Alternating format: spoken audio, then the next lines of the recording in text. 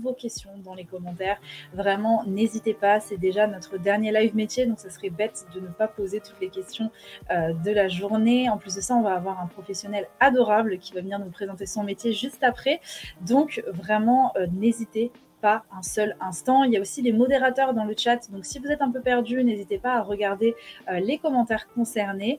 Et puis, si vous avez des questions, vous pouvez les poser à eux ou les poser à moi pour que je puisse les poser par la suite. Il n'y a pas de souci. Après aussi, notez bien toutes les informations très importantes, toutes les choses qui vous semblent à retenir pour la suite, pour votre carrière personnelle, mais aussi juste déjà même pour le quiz qu'on va faire tout à l'heure. Je sais que vous adorez les quiz et justement, je vous en ai préparé un, donc suivez bien ce dont on va parler aujourd'hui pour être sûr de gagner et de surtout battre Loïc depuis le temps. On est sur la bonne voie et ce sera le bon moment de pouvoir faire un face reveal tout à l'heure. Vous inquiétez pas, j'ai vu dans le chat que vous en parliez, je n'ai pas oublié, il va y passer, il n'y a pas de souci. En tout cas, aujourd'hui, pour répondre à toutes nos questions autour des métiers du numérique, on reçoit Pierre Deschamps qui est designer graphique. Comment ça va, Pierre? Ça va très bien. En forme pour aujourd'hui? Oui, on est vendredi, ce soir, ce sera le week-end. Et donc, c'est la bonne motivation. Voilà, tout va bien. Ok, très bien. Bon, en tout cas, merci beaucoup d'avoir accepté de parler avec les élèves et de nous donner un peu de temps pour faire cette petite interview. Donc, pour commencer, est-ce que tu pourrais nous donner l'intitulé de ton métier et expliquer globalement en quoi ça consiste? Alors, pour rien vous cacher, j'ai un texte qui est tout prêt que je vais vous lire en essayant d'être le plus clair possible. Je suis designer graphique, graphiste 360 degrés pour d'autres et infographiste pour le commun des mortels. En fait, j'exerce le plus vieux métier du monde. Mais si, rappelez-vous, mes premiers corréligionnaires dessinaient sur les murs de leur grotte. En ce qui me concerne, à l'école déjà, je trouvais que les marges de mes cahiers étaient trop tristes. Et mes parents m'interdisaient les murs de notre appartement. J'aurais pu me lancer dans la décoration intérieure, mais non, mon truc à moi, c'est l'habillage. De votre communication, je m'adresse aux entreprises, vous dotez d'un environnement visuel qui vous permet de valoriser votre activité ou vos produits pour que les choses soient bien claires. Vos produits sont les meilleurs et le monde s'en trouverait bien mieux s'ils étaient reconnus à leur juste valeur. Voilà. Yes. Ok, bon, déjà, ça nous met dans le bain, on comprend un peu mieux l'univers de ton métier. Donc, du coup, c'est des clients qui viennent te voir pour faire de l'habillage, tout ce qui va être au niveau du design graphique. Qu'est-ce que tu peux proposer, par exemple? Ça peut être de l'habillage de site, ça peut être des logos, ça peut être quoi? Alors, en fait, il y a différents cas, chaque cas de figure est particulier. C'est-à-dire j'ai des clients qui me contactent parce que soit ils ont décidé de créer une activité et ils ont besoin d'un logo, par exemple, déjà pour commencer, éventuellement d'une plaquette, mais maintenant à notre époque, c'est peut-être un réflexe un peu passé, flyer éventuellement, déco de bureau ou d'un magasin, et puis surtout une présence sur le net, donc avec un site internet.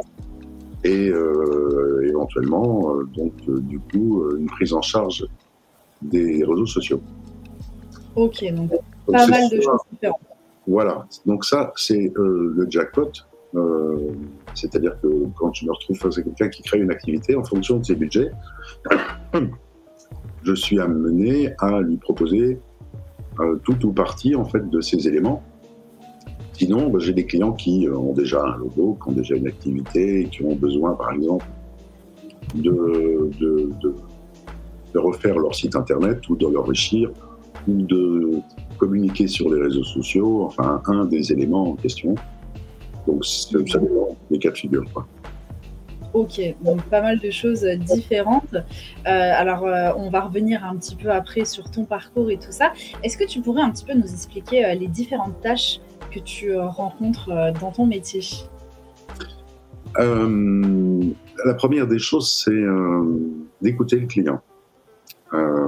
Bien d'identifier quels sont ses besoins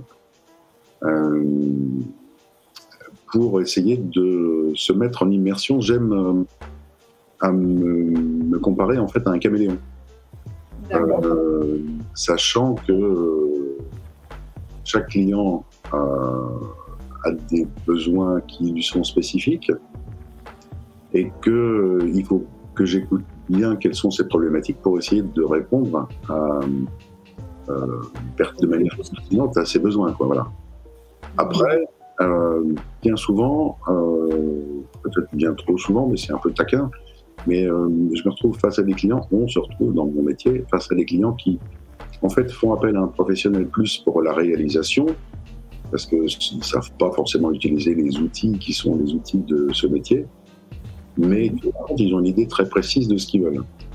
Et c'est là que, éventuellement, il faut arriver à créer un dialogue constructif qui va me permettre d'arriver à soit valider l'idée initiale du client en lui disant « vous avez raison, c'est exactement ce qu'il vous faut », ou permettez-moi de vous faire une proposition différente.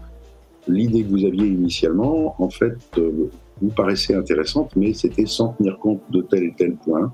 Je sais qu'il y a peut-être une solution plus adaptée, ou que ce à quoi vous aviez pensé vous amène à tomber dans un piège ou dans un autre. Enfin bon, voilà. Donc c'est un travail de conseil, et pour bien fonctionner, il faut vraiment que je me mette en immersion. Ce qui devient une seconde nature. On dit que le caméléon, quand il se met sur un tissu rouge, il devient rouge. Quand il se met sur un tissu vert, il devient vert. Et quand il se met sur un tissu à rayures, il devient fou. L'idée, c'est d'arriver à être constructif, de bien se mettre à la place du client sans devenir fou. Oui, c'est ça, parce que du coup, comme quand tu en parles, c'est vrai que je me disais, de premier abord, on pourrait croire que le plus simple, le schéma le plus simple, ça serait que le client qui vienne te voir pour dire, je sais pas, par exemple, j'aimerais faire des flyers pour mon entreprise, mais si cette personne a déjà une idée de ce qu'elle veut, ça paraît être plus simple, alors qu'au final, c'est plus compliqué. J'imagine parfois, parce que si tu dois lui faire comprendre que vis-à-vis de la communication, il vaut mieux prendre un autre logo ou peut-être changer les couleurs, j'imagine que quand les clients ont une idée arrêtée, ça doit être très compliqué. Alors, en fait, tout dépend de... Il y a des clients qui ont l'habitude de travailler avec des agences ou des indépendants comme moi. Et puis, on trouve évidemment aussi des clients qui n'ont pas l'habitude de travailler avec des communicants. Le client qui a l'habitude de faire appel à des professionnels, c'est qu'on va être une force de proposition. Le client qui n'a pas cette habitude, en fait, va s'imaginer qu'on est un exécutant, c'est ce que je disais tout à l'heure, et qui, par exemple, prenons l'exemple d'un flyer, va vouloir faire apparaître différentes informations, éventuellement trop, là où on considère en communication que sur un flyer, il faut considérer qu'il y a un message, un message par face, et un verso, et que il faut se mettre en fait à la place de la personne qui va consulter, lire, visualiser le document, qu'il soit un document papier ou un document web, enfin, un site internet, une page et compagnie. Si on lui file trop d'infos, l'œil va zapper. L'œil est feignant. Il faut donc arriver à hiérarchiser l'information, ce qui est un peu mon obsession, pour arriver à faire qu'on amène le lecteur, le visiteur, dans le cas d'un site internet, à bien comprendre quel est directement le message. Voilà. Et pas le perdre dans des tonnes d'informations qui ne feraient qu'embrouiller la communication. Ok, très bien. Bon, alors, on a une petite slide pour un petit peu appuyer ton propos et on peut voir un peu ton logo. Alors, qu'est-ce qu'il représente ? Alors, mon logo, c'est un dé. Il est formé donc d'une masse verte à l'intérieur de laquelle une bulle définit le dé. Cette bulle, c'est un petit peu l'imagination, c'est le côté créatif. Ouais. Voilà. Vas-y. Ouais, désolé, tu vois, c'est drôle parce que ça laisse libre cours en fait à l'imagination. Et c'est vrai que Je vois un D, mais je vois aussi un point d'interrogation. Je ne sais pas si c'est fait exprès ou absolument pas, Non, ou c'est moi qui pars totalement. c'était pas prévu que tu vois ça et que mais m'interroge parce que non, c'était pas conçu pour ça. Mais après, pourquoi pas, effectivement. Et après, ça marche, hein, c'est. Ça reste positif parce qu'un point d'interrogation, c'est bien parce que ça permet de mettre en avant que l'idée, c'est de se poser des questions pour reconnaître la pertinence en fait de la recherche et du propos. Donc voilà. Le vert étant, pour moi, en tout cas pour beaucoup, mais une couleur de l'optimisme. Voilà. Ouais, finalement. Ok. De ma communication. N'hésitez pas à nous dire dans le chat qu'est-ce que vous voyez, justement, si je suis folle ou si je ne suis pas folle. Et d'ailleurs, je profite de dire bonjour au chat qu'on a vu passer. Ça fait plaisir de voir des animaux, du coup. Ok, très bien. Bon, bah voilà, donc comme tu nous disais, il y a de la communication graphique, il y a du print, il y a du web, Internet et réseaux sociaux, et conseils en communication. Donc les conseils en communication, qu'est-ce que tu peux proposer comme service?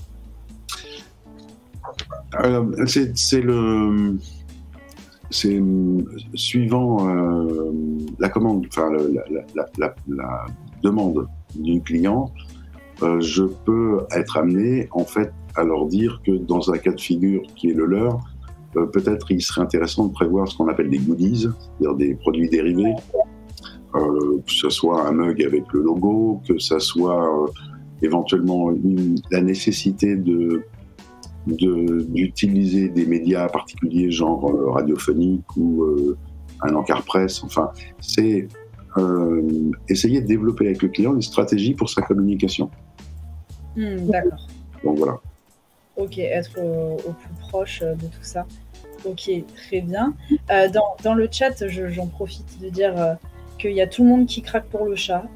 Oui, Jean qui dit que le chat il est passé, vous avez vu que la queue, non? Vous l'avez vu en entier? Oh, on a vu la tête, on l'a vu passer. Il y a Océane qui dit trop mignon le chat, Lucas qui dit il est trop beau.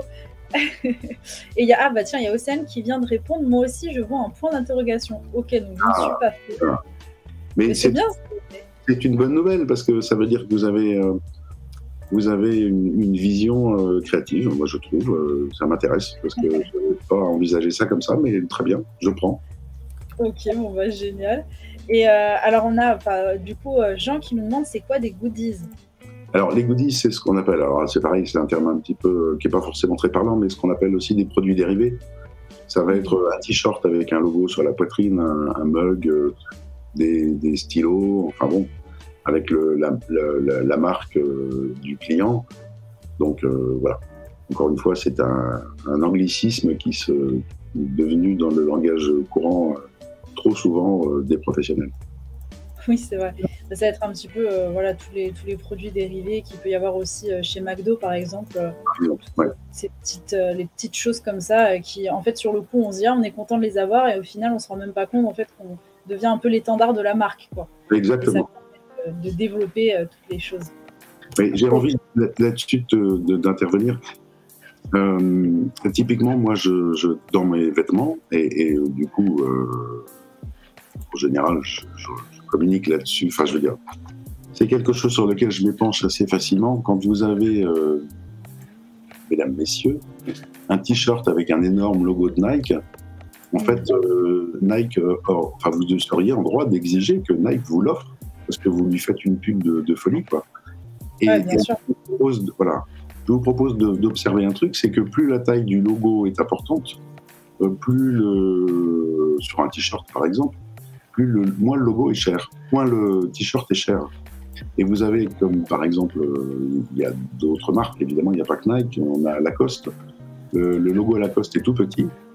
Et c'est marrant d'observer que le prix de l'objet est tenant compte en fait de la taille du logo. Ouais, c'est vrai, c'est drôle. Donc voilà. J'avais pas trop fait la réflexion.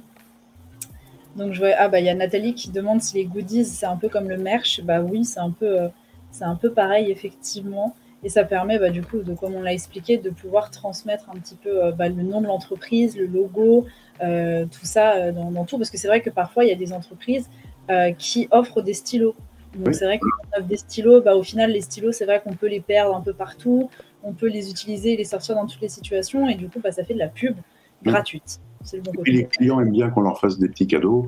Ça entretient l'amitié. Donc, quand un client commande des meubles ou des stylos ou autre chose, en général, il fait plaisir à ses propres clients à leur faire des petits cadeaux. Quoi. Ok, parfait. Alors, je te propose qu'on remonte un petit peu le temps pour voir comment est-ce que tu en es arrivé là. Est-ce que tu as toujours eu cette envie de faire ce métier ou est-ce que c'est arrivé un peu sur le tas? Je te laisse reprendre un petit peu après la troisième parce que déjà ça commençait bien, tu voulais faire du dessin. Voilà.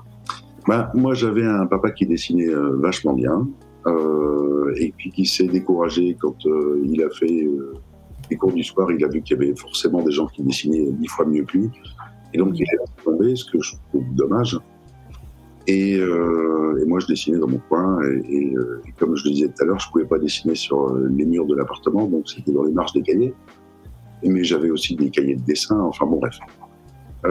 Et puis, alors que j'avais une quinzaine d'années, je vois à la télé un documentaire sur une chaîne brésilienne qui s'appelle TV Globo, enfin qui s'appelait TV Globo, maintenant je crois qu'elle a changé de nom plus ou moins, enfin bon, avec des génériques qui était tonique, qui avait une énergie, et ça m'a emballé vraiment, là où en fait, à l'époque, à la télévision française, les génériques étaient bien sages. Plan. Ouais, c'était un peu tristoun. Et du coup, ça m'a véritablement donné envie de travailler là-dedans. Donc ça a été le premier élément qui m'a titillé. Bon, j'ai pas fait des études extraordinaires au point que, en fait, ce que je voulais faire, moi, c'était, à l'époque, ça s'appelait A7. C'était une seconde art plastique. Il n'y avait pas dans la ville où j'habitais. Ouais. Et c'était compliqué pour mes parents d'aller m'installer un appartement, me nourrir et compagnie dans une ville. Voilà. Donc, du coup, mon père, parce que j'étais à un âge où on écoute encore ses parents, que je vous incite à faire. Mais donc, je suis parti en dessin industriel, mais ça ne m'a pas convaincu. Ça m'a appris à travailler de manière, j'allais dire proprement, mais c'est-à-dire de manière ordonnée. Ouais. Mais sinon, ce n'était pas ce que je voulais faire. Le dessin industriel, en fait, ça va permettre de dessiner des plans. Et puis, en résumé, quand je suis rentré là-dedans, un an après, IBM sortait le premier compatible PC, ce qui fait que, on va dire, les ingénieurs se sont jetés là-dessus, ont fini par faire leur plan directement sur ordinateur, et les dessinateurs industriels, poubelle. Donc, du coup, ça m'a gonflé. Et à l'époque, on faisait un service militaire obligatoire. Et donc, moi, j'ai décidé de faire une pause dans mes études, partir faire mon service militaire, que j'ai fait en Martinique et en Guyane. Donc, voilà. Et ça va, c'était pas trop difficile, le service militaire, du coup? Après, c'est suivant chacun. Moi, je t'avoue que je suis arrivé sans idée préconçue. Et puis après, je suis reparti avec une idée différente. J'ai du mal à admettre, si tu veux, qu'on puisse avoir abuser d'une autorité qu'on a sur un individu et que voilà, ça m'a pas emballé. Mais après, c'est chacun. Il y a des gens qui ont besoin d'un cadre pour avancer. Tous, on a besoin que les parents nous encadrent. Moi, je savais déjà ce que je voulais faire. J'avais envie qu'on me foute la paix et qu'on me laisse faire ce que j'avais envie de faire. Ce qui fait que du coup, comme c'était obligatoire, je l'ai fait. Une fois que c'était fait, du coup, je suis passé à autre chose. Mais voilà, ça ne m'a pas emballé plus que ça, quoi. Voilà, en étant sorti. J'ai voulu reprendre mes études à mon retour. Mes parents m'ont m'ont fait comprendre que c'était maintenant au tour de mon frère. Il fallait que je me débrouille. J'ai cherché une formation et j'ai trouvé une formation de dessin de retouche en publicité sur Paris et qui m'a ouvert en fait des portes que je ne soupçonnais pas. Ouais. Et ça m'amène à, alors je ne sais pas si c'est un peu tôt, mais j'en parlerai tout à l'heure.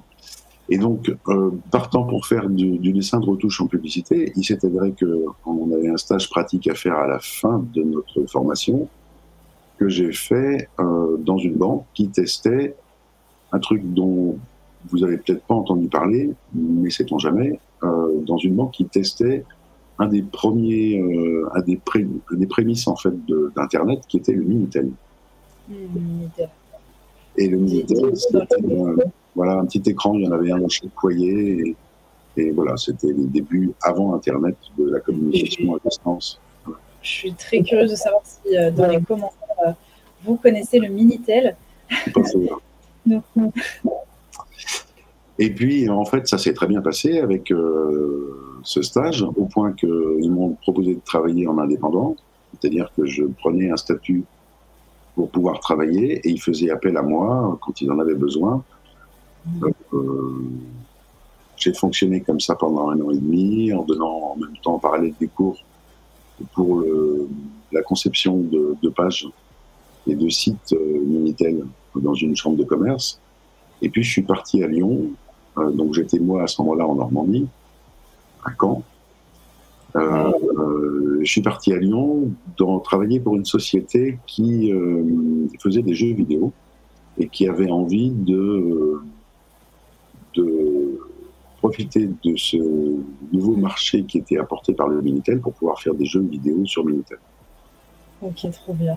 Après, voilà, on a créé une boîte avec des amis, on l'a revendue, je me suis mis indépendant et on y reviendra pour ne plus faire de compromis parce que quand on est... donc en fait, j'ai démarré comme indépendant, puis après, quand je suis parti à Lyon, je me suis retrouvé salarié et je suis resté salarié pendant 19 ans. Et je me suis remis indépendant parce que je me suis aperçu que quand on est en entreprise, on est amené à intervenir sur les sujets qu'on nous apporte. Vous avez un commercial, un directeur commercial qui vous dit voilà, j'ai signé un contrat avec telle société pour tel type de prestation et on ne peut pas déborder. Si tout d'un coup vous dites mais attendez, mais il y a un truc qui serait super, ça serait d'envisager que sur ce dossier on puisse faire telle ou telle chose. On dit non, t'es gentil, mais on a vendu ça, donc tu fais ça, toi. Voilà. Et donc je me suis remis indépendant pour pouvoir avoir plus de liberté et travailler sur le dossier de mes clients pour aller plus loin, en fait. Et puis, c'est toujours mon activité première et en parallèle, je suis avec mon épouse à l'initiative de la création d'une association dédiée au métier d'art. Super. Et puis, voilà, le téléphone a sonné, je l'ai éteint. Et où, en fait, on offre des solutions aux artisans d'art pour les aider à présenter leur travail dans de meilleures conditions et les conseiller. Enfin bon, voilà. Mon épouse est artisan d'art. Donc, voilà. Okay. Super parcours, en tout cas, merci beaucoup pour les commentaires. Je te lis un petit peu les réactions. Il y a Jean qui nous rassure en disant on connaît le Minitel. Il y a Balafélé qui dit que c'est super, c'est trop bien. Et il y a Ellie, alors juste avant de commencer le quiz, je vais lancer l'inscription comme ça, inscrivez-vous en attendant. Mais le temps que du coup Pierre puisse répondre, Ellie demande quelles qualités et compétences sont nécessaires pour en arriver là, selon toi. Alors, c'est là que je voulais y venir. Enfin, je voulais aborder le sujet tout à l'heure, et puis j'ai repris le fil pour pas tout mélanger. Il me semble que déjà dans ma génération, le métier que je fais existait évidemment pas comme ça à l'époque où j'ai démarré. Il y avait des agences de communication qui travaillaient sur ce qu'on appelle le print, c'est-à-dire la création et l'impression de documents papier. Le web n'existait évidemment pas. Au passage, on n'avait pas de téléphone portable. Et donc, typiquement, quand je me suis retrouvé avec mon fils qui devait envisager une orientation, le conseil que je lui ai donné, c'est je lui ai dit, il faut que tu comprennes bien que le métier que tu feras plus tard n'existe peut-être pas aujourd'hui encore. Et que donc, dans l'idée, il faut essayer de te mettre dans une direction, une espèce d'entonnoir inversé, c'est-à-dire essayer d'envisager entre dans le spectre de ce que tu as envie de faire le plus large possible, et puis se doter des meilleures armes pour arriver à pouvoir naviguer à l'intérieur de cette zone, pour pouvoir graviter autour, en fait, quelque part, pour pouvoir se préparer si un nouveau métier arrive. Voilà. C'est-à-dire que j'aurais tendance à trouver que à l'heure actuelle, on forme les jeunes dans des domaines qui sont éventuellement trop stricts et trop pointus. Et typiquement, ça fait quoi, une dizaine d'années maintenant qu'on forme des graphistes à être web designers. Et des web designers, maintenant, on en a tout autour du ventre, il y en a de partout, tout le monde fait des sites internet. Et ça devient très compliqué d'arriver quand on débute, à moins d'avoir un réseau. Et ça, c'est très important, la notion de réseau. Mais ça devient très compliqué de trouver du boulot parce qu'en fait, tout le monde fait la même chose. Donc l'idée, c'est d'essayer de se mettre dans une espèce de spectre, de mouvance, mais surtout d'avoir un discours qui... une spécialité qui soit d'être sur le haut de la vague. C'est-à-dire que éviter à tout prix de faire exactement comme les autres, développer des compétences et un discours qui soit son discours et éviter de se mettre dans le moule. C'est ça, de trop faire comme les milliers de candidatures qui sont déjà sur le marché.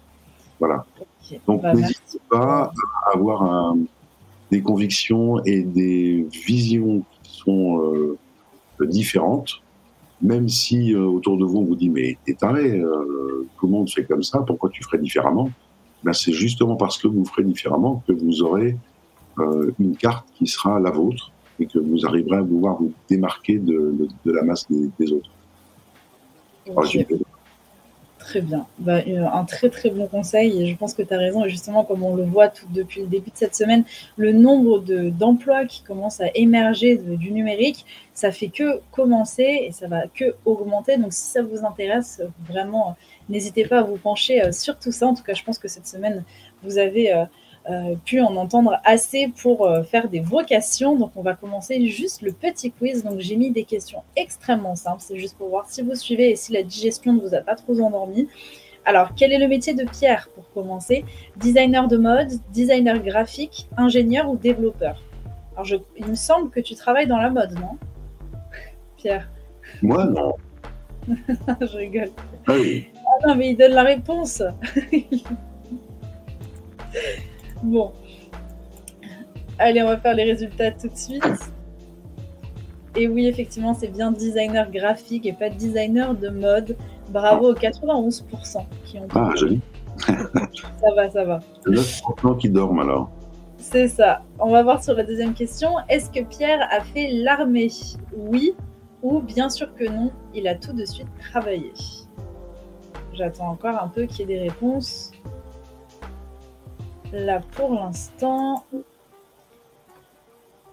Et alors, sur cette deuxième question, vous êtes à 100% à avoir répondu oui. Eh bien, bravo, c'était la bonne réponse. On va voir tout de suite le leaderboard qui a dominé cette game.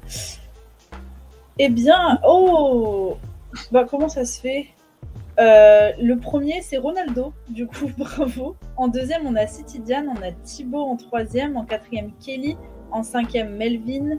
En sixième, Eman. Alors, attendez, je vérifie juste un truc. Ah, c'est qu'il y a eu une erreur dans le... Il y a une erreur dans le Slido. Excusez-moi, autant pour moi. Donc, je refais.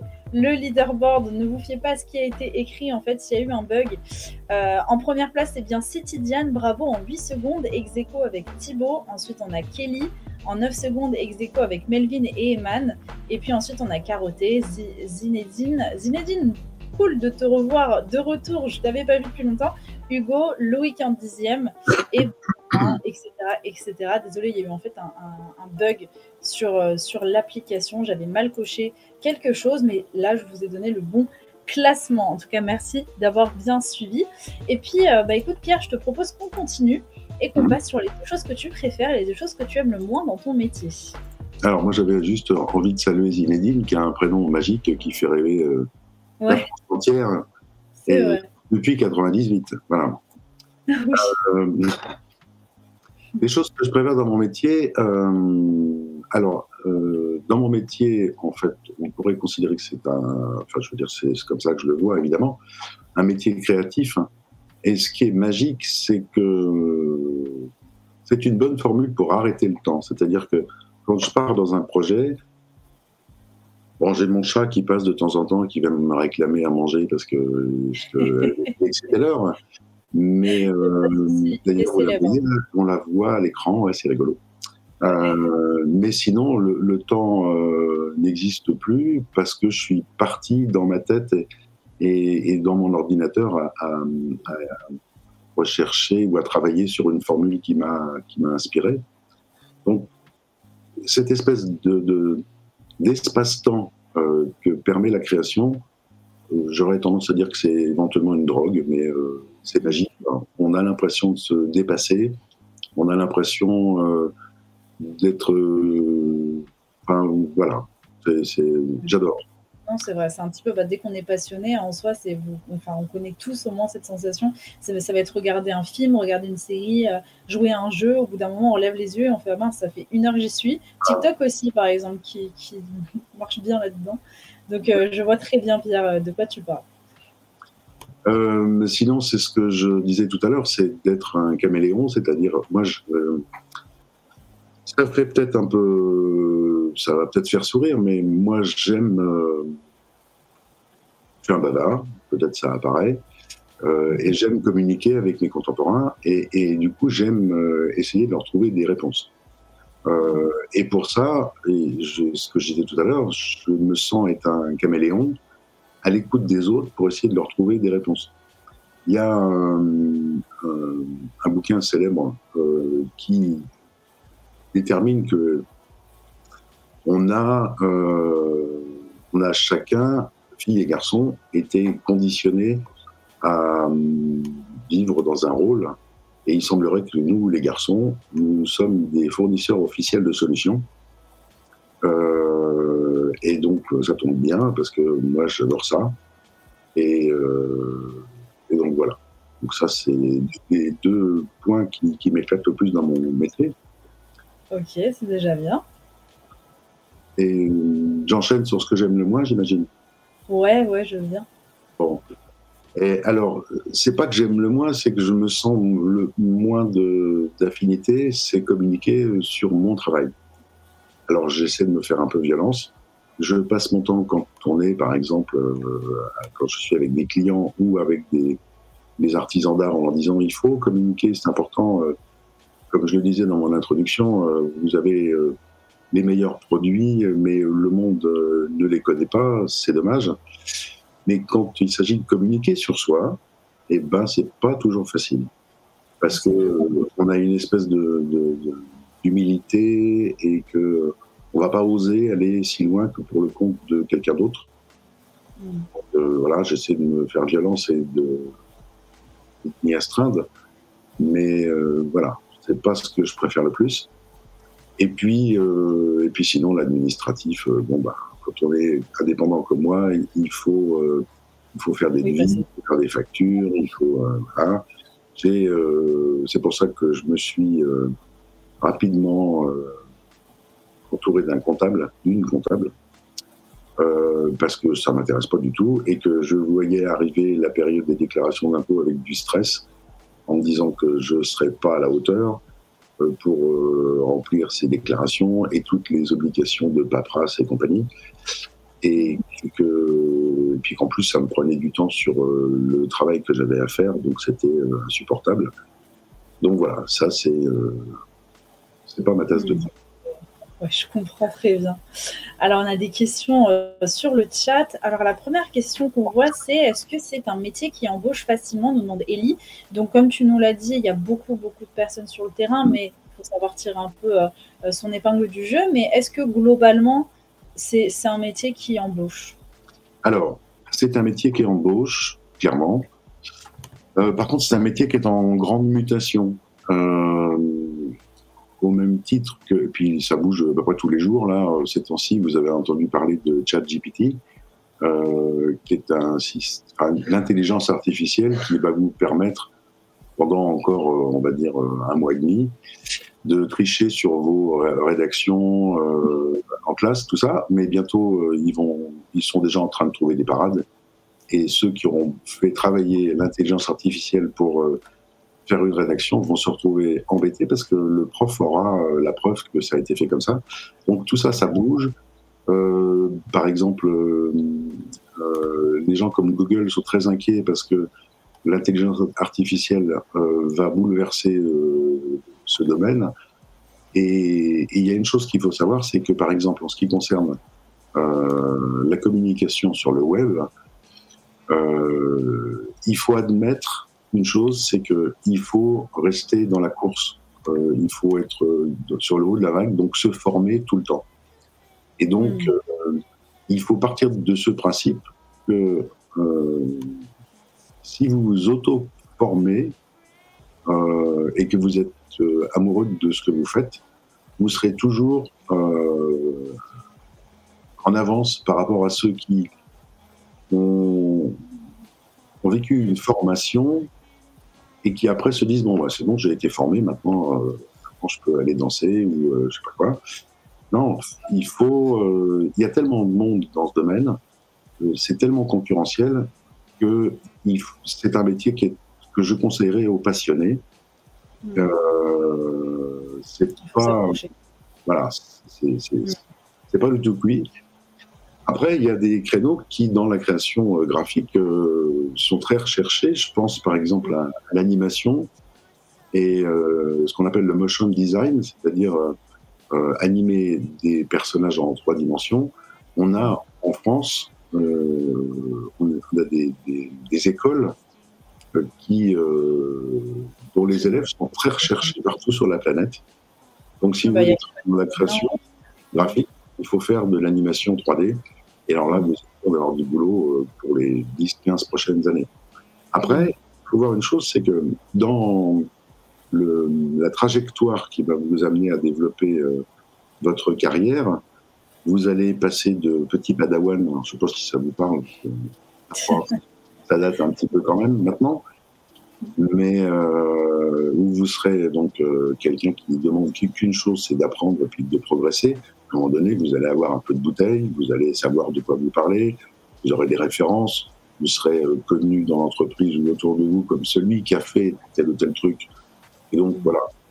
Et du coup, en entreprise, ça va commencer à devenir compliqué parce que vous allez commencer à être exigeant, genre casse-pied éventuellement, un peu plus cher que les autres. Et c'est peut-être là qu'il faudra vous mettre indépendant. Vous créez votre boîte. Mais voilà. Donc, l'époque, je ne sais pas comment ont vécu vos parents, mais en tout cas, mon père, lui, est resté 35 ans dans la même boîte. Ça, c'est terminé. C'est fini depuis longtemps. À moins de créer votre boîte, mais à ce moment-là, voilà. Mais et c'est pour ça qu'il faut rester dans la course tout le temps, se former. Et c'est pour ça qu'il faut adopter un métier passion. Parce que sinon, c'est excuse-moi, je t'ai coupé, mais c'est ça qui est intéressant aussi, c'est de plus en plus, et je trouve ça un peu rassurant pour la nouvelle génération, c'est qu'il y a plein d'études qui ont montré que les nouvelles générations seraient plus portées à changer de métier ou à changer de domaine plusieurs fois dans leur carrière avant de terminer leur carrière. Les métiers, comme tu disais, de carrière de A à Z en restant dans la même entreprise, c'est plus trop ce qui va être de plus en plus recherché à notre époque, et c'est quelque chose aussi qui s'adapte parce qu'on se rend compte que de plus en plus, les salariés ne veulent pas faire carrière longtemps dans la même entreprise parce qu'ils auraient peur un peu de s'ennuyer ou de vouloir voir d'autres choses. Donc, c'est super intéressant ce que tu dis parce que justement, c'est vraiment en rapport avec les dernières études. Donc, je me permets de reprendre un petit peu parce que malheureusement, le temps passe. Là, c'est déjà l'heure à laquelle on aurait dû terminer le live. Je vais juste te poser quelques questions rapides qui sont encore dans le chat. La plus importante, visiblement, c'est vraiment, tout le monde se pose la question, comment s'appelle le chat? Oui, elle s'appelle Amy. C'est une jeune fille. Okay. Ah oui, elle a relevé la tête. Trop mignonne. J'en ai deux, Amy et Esther. Trop bien. Je les aime, c'est mes filles. On va peut-être les voir toutes les deux passer, c'est trop cool. Il y a le collège des Mérisiers aussi qui demande quels sont les différents métiers numériques reliés à l'art. Donc j'imagine qu'il y en a beaucoup, mais est-ce que tu pourrais nous en citer quelques-uns pour donner des idées? Alors, comme je disais tout à l'heure, je n'ai pas eu un parcours très scolaire, ce qui fait que je vous invite plutôt à vous renseigner auprès de l'ONICEP. Mais, non, mais il y a de tout. Il y a à la fois tout à l'heure, tu parlais de design de mode. Il y a besoin de créatifs dans tous les domaines. Et je dirais même que dans tous les domaines, on peut apporter, on peut exercer de manière créative. Un ingénieur, c'est quelqu'un de créatif aussi, qui va déterminer que, au lieu de mettre... Il y a un type qui est décédé maintenant, mais que j'aime beaucoup quand même, parce qu'il a apporté un nombre de formules intéressantes. C'est Einstein, qui disait en substance que c'est folie que de faire toujours la même chose et d'espérer un résultat différent. Il faut tenter des variantes, il faut tenter d'avoir sa propre vision. Après, ça marche pas. Mais faut essayer. Il faut essayer, voilà. Okay. Et sinon, il est certain que quelqu'un qui voudrait se lancer dans l'APAO, ce qu'on appelle maintenant le print, il y a énormément de monde et on fait appel à notre époque, malheureusement, à les entreprises qui veulent être leaders dans leur domaine font maintenant appel à des banques d'images, font appel à des travailleurs qui sont des travailleurs des pays de l'Est, qui sont payés moins cher, ou d'Asie, de Chine, du Pakistan, de je sais pas quoi. Ce qui fait que le print, c'est passionnant. Ça devient compliqué maintenant et là-dessus, c'est pour ça que je donnais cette piste de motion design. Il y a vraiment du boulot, puis du boulot passionnant à faire. Après, dans la communication, on aura toujours besoin de gens pour aider les entreprises à communiquer. Donc voilà. Bon. Ok, bah merci pour cette réponse. Il y a Océane qui nous dit j'adorerais faire votre métier. On a pas mal de questions dans le chat, mais il faut qu'on avance un petit peu, donc ne vous inquiétez pas, on essaiera de revenir sur vos questions juste après, parce que c'est vrai que là, il nous reste plus que 9 minutes. Alors là, tu nous as parlé des clichés, des anecdotes, et tu m'as dit que souvent les clients, voilà, quand ton client demande si tu peux le faire moins cher, qu'est-ce que tu veux commenter là? Eh ben non, mais ça m'amuse parce que c'est souvent qu'en fait, un client t'amène un projet et puis tu commences à délirer. Tu dis, mais attends, il y a un truc qui serait super, ça serait d'envisager de faire ci, ça, et puis tu fais ton devis. Et après, ton client te dit, bah oui, mais attendez, mais moi, c'est pas du tout ce que je comptais au niveau budget, quoi. Et du coup, si tu lui demandes quel est son budget, du coup, tu divises le projet par autant, voilà, et ça peut aboutir à ça. Et j'ai trouvé que cette image était très rigolote. Et à la situation. Carrément. Et j'imagine que c'est un conseil ou peut-être une anecdote, affirmer son ambition. Mais en fait, ce qu'il faut considérer, alors,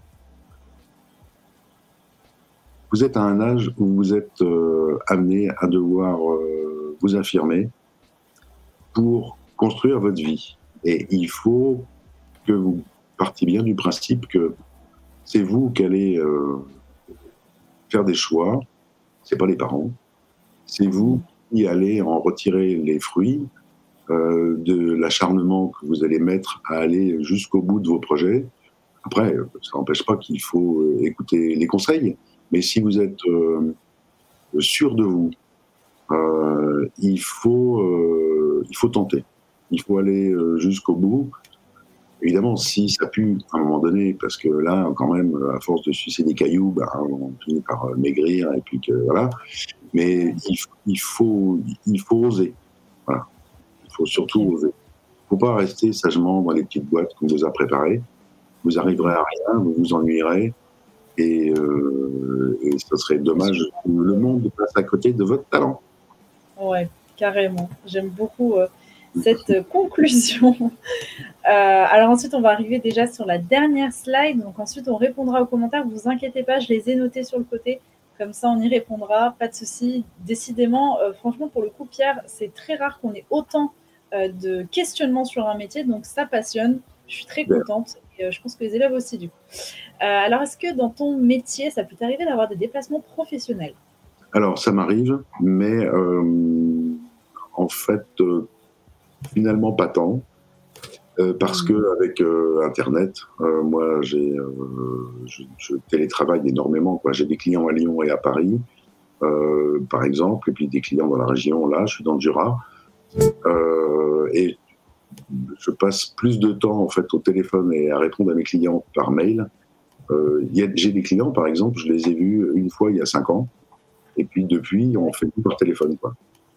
Ouais, voilà, c'est une relation qui s'est installée, mais du coup, de confiance au téléphone. Ok, très bien. Au niveau des horaires, des week-ends, des jours fériés, des vacances, c'est ta structure, j'imagine que c'est un peu plus compliqué, mais sur quel schéma tu te poses? Alors, je vais être provocateur, je dirais, c'est quoi les week-ends? C'est quoi les jours fériés? C'est quoi les vacances? Alors, c'est des moments de repos, apparemment. Ah, d'accord. Non, mais quand on est passionné et qu'on vit avec quelqu'un que j'appelle mon époustouflante, ça va vous donner le ton, qui est artisan d'art, qui est passionné aussi. En fait, on vit sa passion à fond. Moi, je suis un fusionnel aussi bien dans mon couple que dans mes passions, et donc voilà, je fonce. Mais en plus, vous allez vous apercevoir inévitablement, vous allez vieillir. Moi, dans moins d'un mois, j'aurai 62, mais dans ma tête, j'ai 35 balais, et voilà. Donc, moi, ça va, c'est jeune encore, ça va. Je fonce, il faut y aller. Ouais. Pas de temps à perdre. Au niveau du relationnel, donc tu travailles seul ou tu travailles avec d'autres personnes, ou ça dépend des projets? Ça dépend des projets. Moi, je ne suis pas programmeur, par exemple, mais si sur un projet j'ai besoin d'un programmeur, j'ai un pote ou deux qui peuvent répondre à mes besoins. Mais en fait, un point de détail sur lequel je n'ai pas insisté tout à l'heure, mais comme je le disais vaguement, mais j'ai donc pas fait véritablement d'études particulières. Je suis arrivé à un moment donné, au début, on va dire, de l'informatique graphique, et donc je suis complètement autodidacte. Et à partir de là, quand on est autodidacte, c'est à la fois un sacré moteur, parce qu'on fait des complexes éventuellement au début vis-à-vis de ceux qu'on fait les études pour, mais par contre, c'est un sacré moteur parce que du coup, on se sent obligé d'être à chaque fois en recherche des compétences qui éventuellement nous manquent. Donc, moi, je me forme en permanence, ce qui fait qu'éventuellement, là où dans mon activité, je suis tout seul, il y a 25 ans, il y avait peut-être 3 ou 4 personnes, quoi. Ok, d'accord, très bien. Et aussi au niveau de la rémunération, du coup, c'est une question qui est aussi revenue sur le chat. Est-ce que tu pourrais nous donner un peu une idée, même si c'est compliqué, mais au moins une fourchette, même si elle est grande, d'idées de salaire qu'on pourrait prétendre? C'est là que je vais faire peur. C'est-à-dire que la rémunération, elle dépend des investissements que vous allez faire. Déjà, quand vous êtes indépendant, il y a une chose qu'il faut considérer, c'est que à l'inverse d'une activité en entreprise, c'est vous qui payez vos charges sociales. C'est vous qui payez votre assurance professionnelle. Et par exemple, moi, j'ai une assurance qu'on appelle multirisque pro, qui fait que si jamais un jour, par exemple, J'ai un client qui a son site de vente en ligne qui se trouve être hacké, et puis que tout d'un coup, il y a un contenu qui est soit effacé, soit abîmé, soit remplacé par autre chose. Si mon client se retourne vers moi, et que éventuellement c'est suite à une erreur de ma part, que j'ai pas assez protégé le truc, je sais pas quoi, Ouais. du coup je suis protégé, c'est l'assurance qui va régler. Donc en fait, on a énormément de dépenses pour mon activité sur Internet. J'ai des licences de logiciels pour, donc voilà. Donc il faut faire une grosse différence entre ce qu'on appelle le chiffre d'affaires et les revenus qu'on a à la fin du mois. Après, c'est suivant les dépenses de chacun. Moi, je vais jamais dans les îles en avion. Je vais pas danser à Marrakech ni machin. Donc, j'ai des dépenses qui sont raisonnables. Et donc, je donnerai pas de chiffres parce que ça va dépendre de chacun. Mais ce qu'il faut, c'est admettre que il faut surtout pas brader le montant de son travail. Bien sûr. Un détail important, si vous n'êtes pas assez cher, si vous annoncez un prix par exemple trop bas, voilà, trop bas, il va considérer que vous n'êtes pas à la hauteur et que en fait bien sûr. il faut valoriser votre travail. Après, trop cher, c'est pas terrible non plus. Donc c'est très compliqué. Il faut en discuter avec les gens. Oui, voilà, un juste milieu. Mais c'est un petit peu comme si dans le commerce, je sais pas, on allait au restaurant, mettons, et qu'on allait prendre une pizza et que la pizza était à 1 euro, alors qu'elle était immense. On se dirait, c'est bizarre, qu'est-ce qu'il y a dedans? Alors que si on vient le proposer trop cher, bah, on se dira, oh là, ils se prennent pour qui? Moi, j'ai pas envie de prendre cette pizza. Donc, il faut trouver le juste milieu. C'est un peu la même chose avec l'emploi. Donc là, je te rejoins totalement. Et alors, au niveau des langues étrangères, est-ce que c'est une obligation de parler anglais ou tu peux très bien t'en sortir sans en faisant ton métier? Alors, moi, j'ai un fils qui est traducteur en japonais. Donc, mais bravo, chapeau à lui. Moi, en ce qui me concerne, en langue parlée, je parle bien le français, mais c'est à peu près tout. Et je me sers donc d'Internet, par exemple Google Traduction ou DeepL, pour pouvoir éplucher des docs. Voilà. Donc, au niveau de ma communication avec les langues étrangères, écrites et lues, j'ai pas de souci parce que j'ai tous les outils avec mon navigateur Internet. Par contre, je suis incapable d'aligner. Enfin voilà, ce serait une catastrophe si je devais parler anglais ou allemand ou autre chose. Ok, bon, bah, du coup, c'est rassurant pour ceux qui nous regardent et qui n'aiment pas apprendre des langues étrangères. Et enfin, l'environnement de travail. Donc là, tu es dans ton bureau, tu travailles depuis chez toi, c'est ça? Exactement. Okay. On a un appartement et j'ai mon bureau. Et à intervalles réguliers, j'ai des chats qui viennent me voir pour me faire des léchons, me dire que c'est l'heure de manger et qu'il faudrait quand même que je m'occupe de faire à manger. C'est ça qui te permet de revenir dans l'espace-temps normal. Voilà, c'est ça, exactement.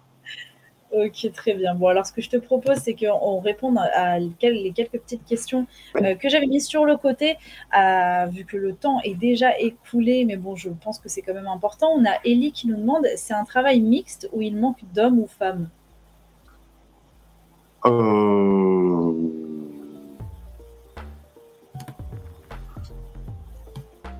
J'ai l'impression que c'est mixte en fait. Chacun son. C'est une question d'état d'esprit. C'est-à-dire que c'est un métier où la sensibilité a une grosse importance. Et peut-être, sans être sexiste, je dirais que un garçon serait peut-être plus intéressé à être commercial et que c'est peut-être un métier plus sensible et donc éventuellement plus destiné à des esprits avec une partie féminine développée, donc soit des femmes, soit des garçons sensibles. mais il y a de la place pour tout le monde. Mais peut-être que quelqu'un qui serait un peu trop cartésien aurait peut-être un peu de mal, par exemple. Ok, bah merci pour cette réponse. Son agent aussi, qui te demande si c'est possible d'avoir des dessins ou des images de ce que tu as pu faire. Est-ce que, par exemple, tu aurais ton site internet qu'on pourrait partager? Bien sûr. Alors, mon site internet, il s'appelle pierredeschamps.com. Donc, Pierredeschamps.com. Voilà, Pierre et Deschamps, tout collé. Deschamps avec un S. J'ai pris l'habitude de dire comme Didier, pour ceux qui voient qui est Deschamps. Mais voilà, donc là, j'ai regroupé en fait une partie des références que j'ai pour le print ou le web. Ok, très bien. Je laisse les modérateurs pouvoir mettre le site internet, enfin ton site internet dans les commentaires, comme ça vous pourrez aller voir depuis chez vous. Alors, et il y a Jean aussi qui précise que DeepL, là, c'est vraiment le best. Voilà, tu as bien raison de l'utiliser et je réitère, moi aussi, je l'utilise très souvent et ça marche très bien. Même s'il ne faut pas tricher pour faire les devoirs d'anglais, je tiens à le préciser. En tout cas, merci beaucoup Pierre. Est-ce que tu as en quelques mots, parce qu'on a déjà passé le timing, un dernier mot à faire passer aux élèves? Moi, j'aurais tendance à dire oser. Voilà. Ok, bon, bah, très bien. Absolument. C'est votre vie, il n'y a personne qui la vivra à votre place, donc éclatez-vous, quoi. Génial. Bah, merci beaucoup en tout cas. Ton message est bien passé. Tout le monde est très content sur le chat. Donc, j'ai été ravie de faire cette petite interview avec toi et je te souhaite beaucoup de bonnes choses pour plus tard. Et j'envoie plein de coucous au chat. Là, oui, voilà. Elle est là. Moi et Amy, on vous souhaite des aventures passionnantes. Ok, bah merci beaucoup. Il y a tout le monde qui dit « Oh, trop beau », etc. Merci beaucoup Pierre, on nous dit. Donc, encore merci à toi et très bonne fin de journée à toi. Salut à tous.